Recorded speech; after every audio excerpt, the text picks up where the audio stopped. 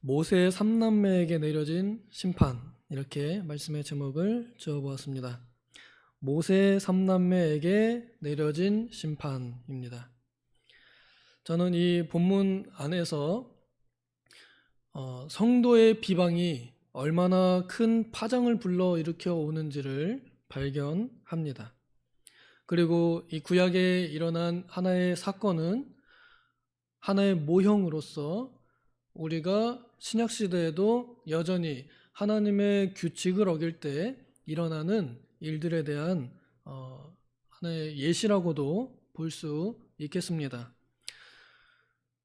그래서 우리가 서로 잘 살아가야 되는데 잘 못 사는 경우, 그러니까 잘 못 하는 경우, 비방하는 경우를 하나를 예를 들어서 이것이 얼마나 큰 문제이고 또 얼마나 큰 잘못인가를 좀 지적을 받고 좀 나아지기를 바라는 마음, 그리고 이런 문제가 우리 사이에서는 없기를 바라는 마음으로 이 말씀을 들고 섰습니다.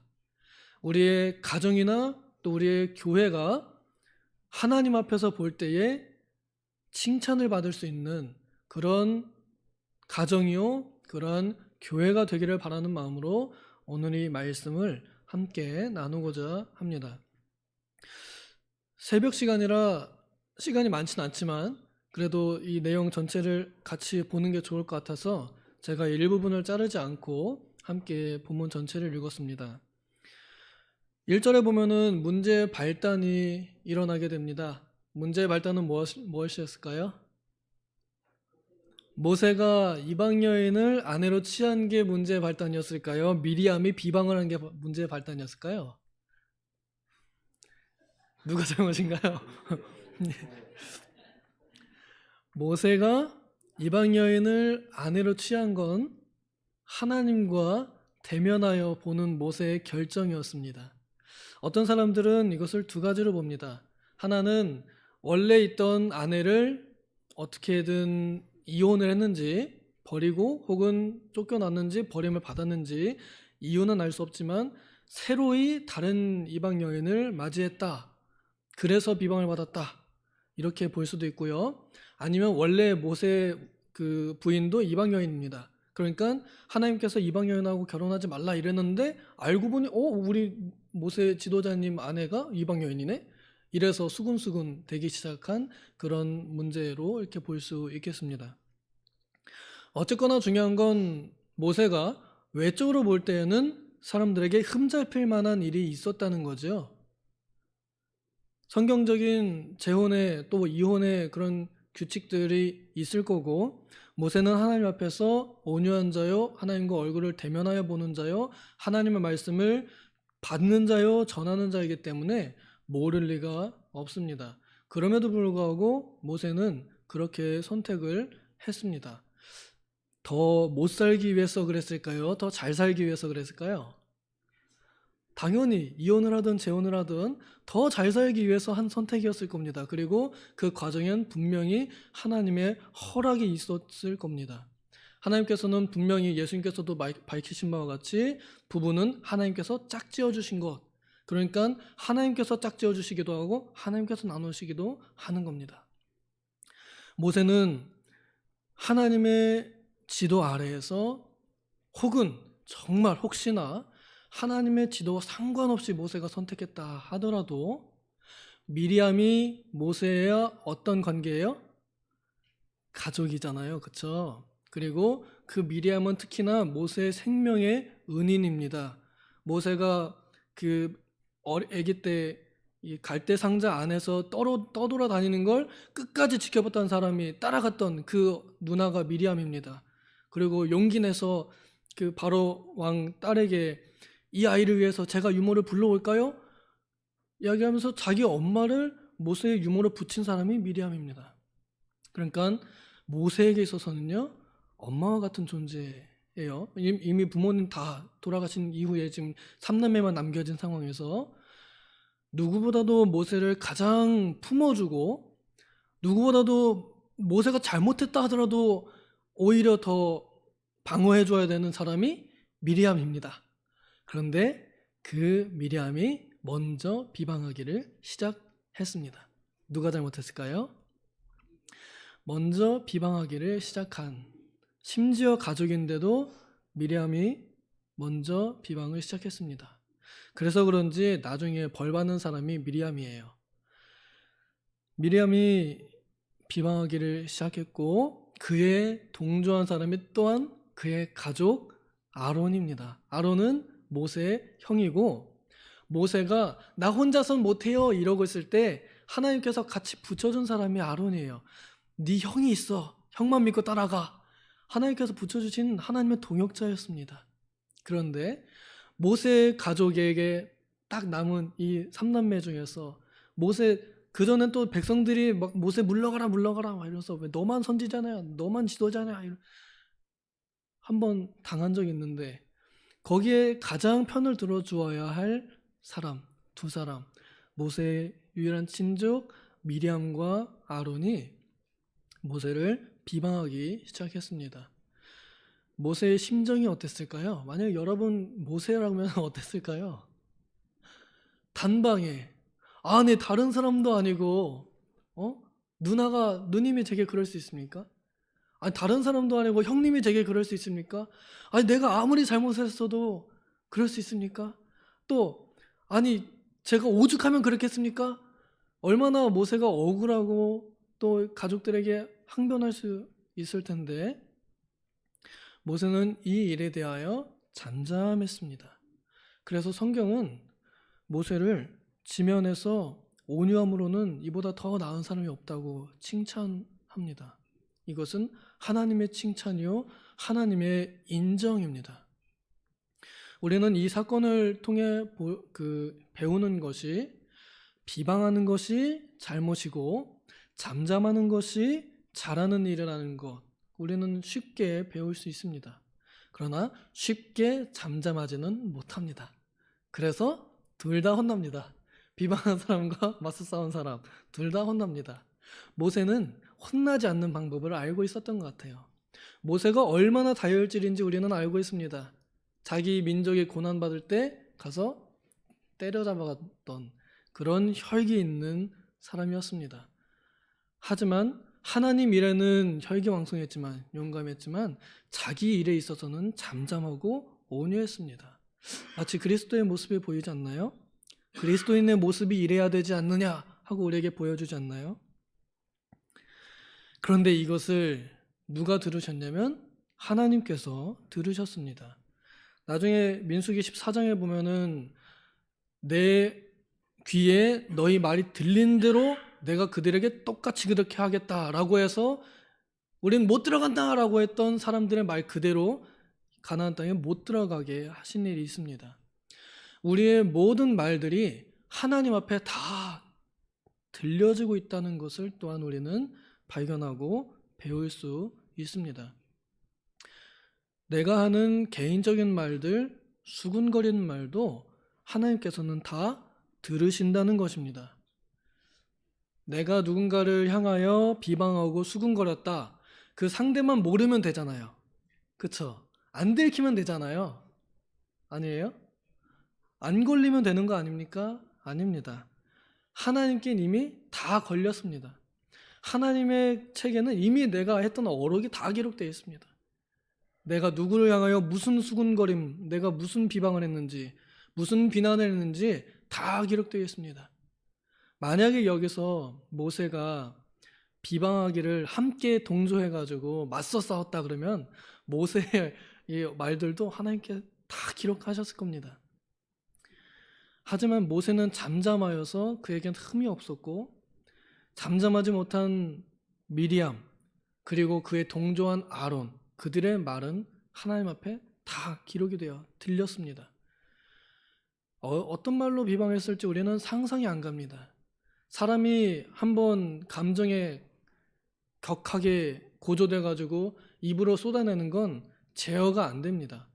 무슨 말이든 내뱉게 되겠습니다. 정말 사람이 해서는 안 될 표현들도 결국 참지 못하고 내뱉는 게 인간의 연약함입니다.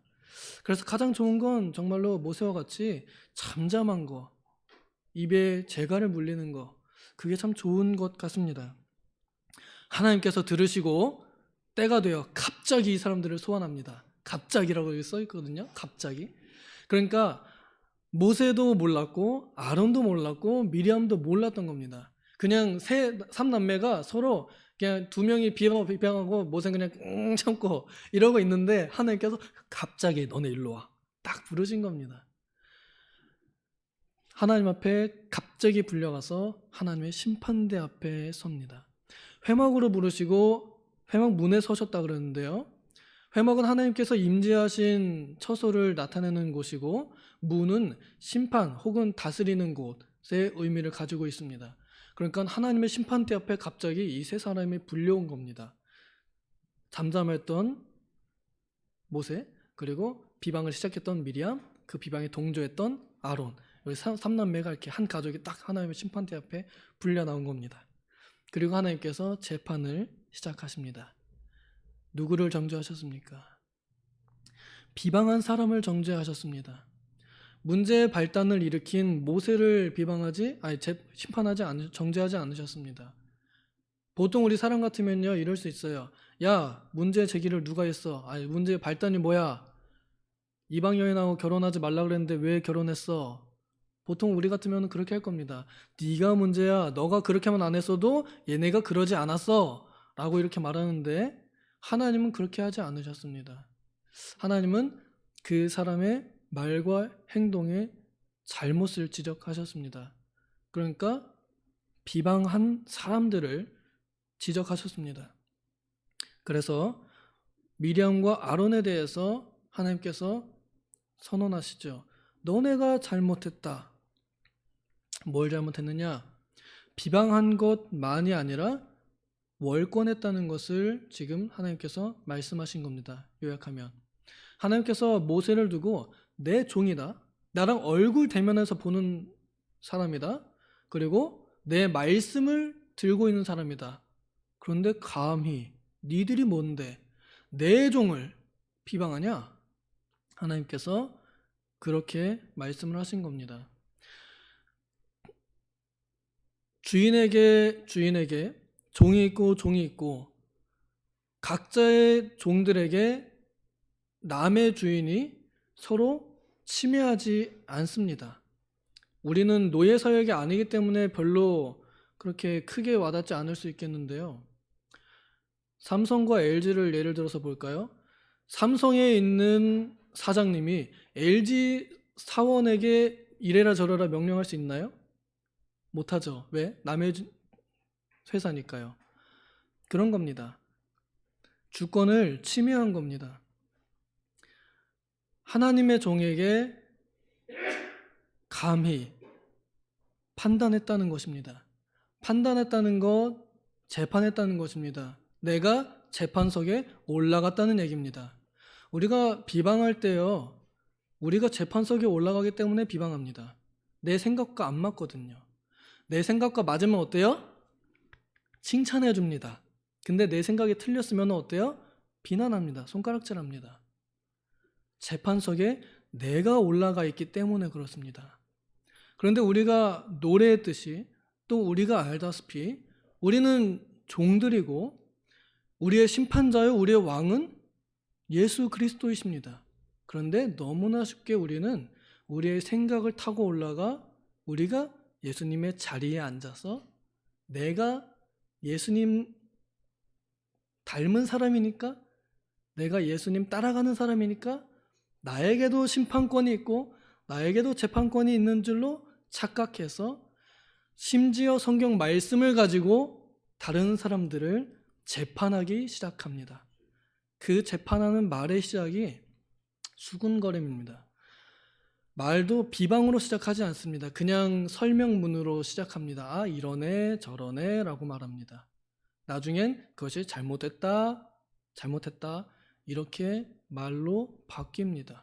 그리고 나중엔 직접적으로 너 회개해 라고까지 말하게 됩니다.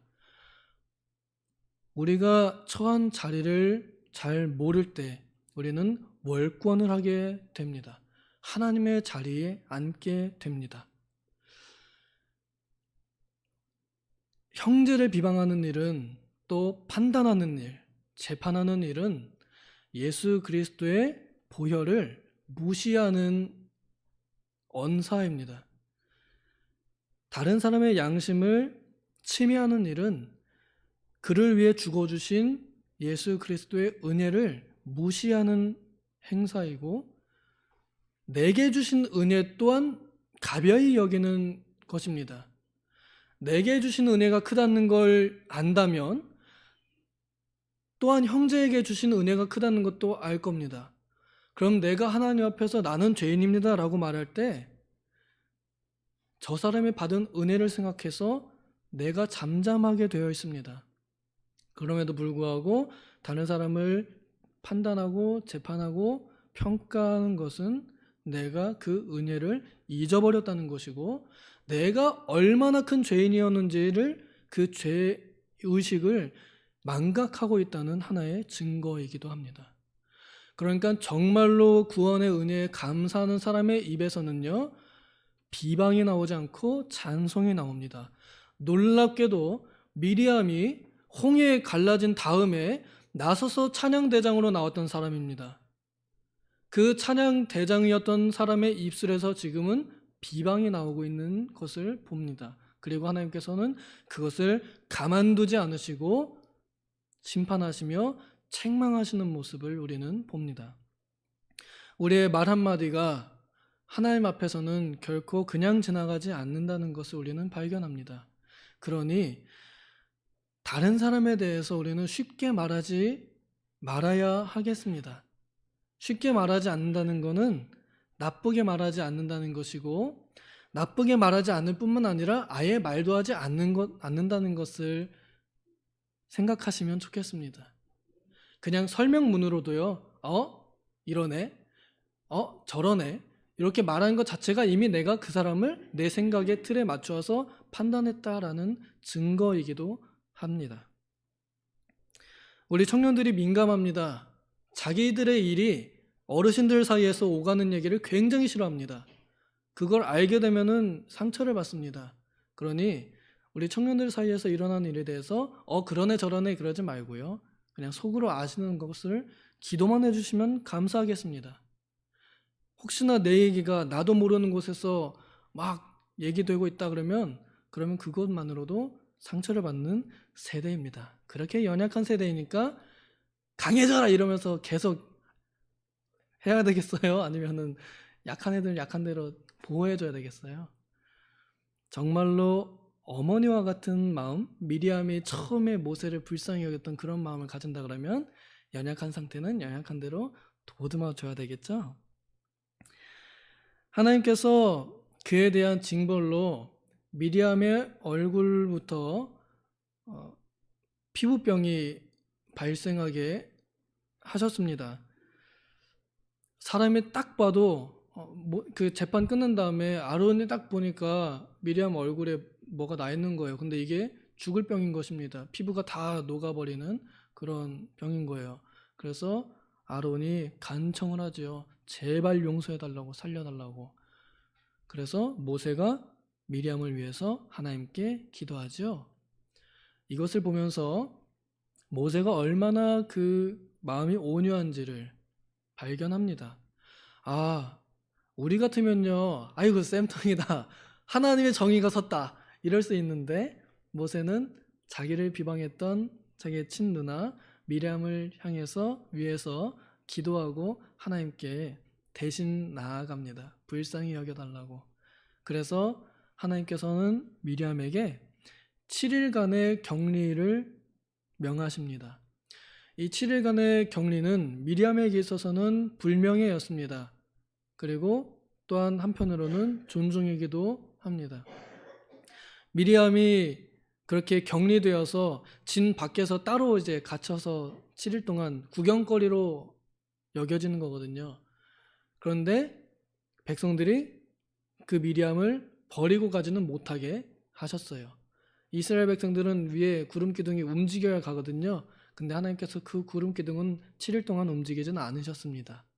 하나님께서 벌하신 미리암에 대해서도 존중하셨기에 미리암을 버리고 가지는 않으셨다는 거, 우리는 보면서 하나님께서 우리 인간 사이에 개입하시며 섭리하시며 심판하시고 재판하시는 것은 참으로 정의로우시면서도 은혜롭다는 것을 우리는 발견합니다. 부디 바라건대 우리가 하나님의 심판대 앞에 사는 마음으로 살아가면 좋겠습니다. 이 삼남매를 하나님께서는 아버지와 같은 손길로 재판하시고 징계하시고 또 어루만져 주시는 이런 모습들을 보면서 우리도 하나님 앞에 이러한 모습으로 살아가고 있구나라는 것을 깨달으면 좋겠고, 그러면서도 어때요? 잘못은 하지 말아야겠다라는 이런 마음을 가지고 살면 좋겠습니다. 이 교훈을 우리가 기억하면서 우리 사이에 제발 바라건대 비방하는 일이 없기를, 또 남의 이야기를 쉽게 하는 일이 없기를 소망합니다. 오히려 성경은 모든 악독과 수군거림을 버리고 고함치는 것을 버리고 서로 은혜롭게 말을 하고 소금치듯 말을 하라고 교훈합니다. 우리의 언어 생활이 하나님 앞에 보기에 찬송과 일치되는 그런 삶으로 기록되기를 소망합니다. 기도하겠습니다. 하나님 아버지, 우리의 내뱉은 말들이 얼마나 백해 무익한지요. 우리는 참 짧은 생각으로 쉽게 다른 사람들을 정죄하고 판단하고 평가하였습니다. 아버지, 우리들의 자신을 돌이켜볼 때 더 못난 부분, 더 못한 부분들이 있을 텐데, 또 우리가 받은 은혜가 무한히 큰데 그 은혜는 어디다 팽개쳐 놓고 감사는 하지 못하고 원망하고 불평하였는지요. 주님, 하나님의 심판대 앞에 섰다는 마음으로 우리들의 언행을 조심할 수 있도록 복음에 합당한 말과 행동으로 하나님 앞에 설 수 있도록 은혜를 베풀어 주시옵소서. 오직 성령께서 우리를 인도하여 주시옵소서. 감사드리며 예수님의 이름으로 기도하옵나이다. 아멘.